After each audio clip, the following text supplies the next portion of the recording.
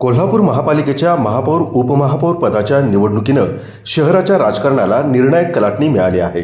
आत्तापर्यंत काँग्रेस, राष्ट्रवादी काँग्रेस व स्थानिक आघाड्यांचं वर्चस्व असलेल्या महापालिकेत भाजपनं पहिल्यांदाच महापौर पदाचा झेंडा फडकावत सत्ता समीकरण आता बदलून टाकला आहे।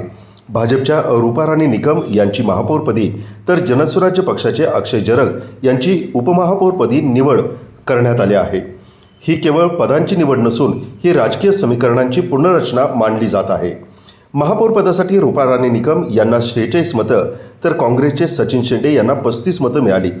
उपमहापौर पदासाठी अक्षय जरग यांना 46 तर काँग्रेसचे दुर्वास कदम यांना 35 मतं मिळाली। या निकालातून एक गोष्ट स्पष्ट झाली की महापालिकेत महायुतीची संख्याबळ मजबूत असून काँग्रेसला मात्र धक्का बसला।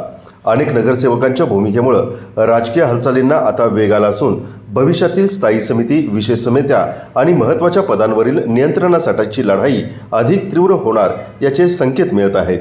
जिल्हाधिकारी अमोल येडगे यांच्या अध्यक्षतेखाली निवडणूक प्रक्रिया पार पडली। निकालानंतर समर्थकांनी गुलालाची उधळण करत हलगीच्या ठेक्यावरती जल्लोष आणि फटाक्यांची आतिषबाजी करत आनंदोत्सव साजरा केला।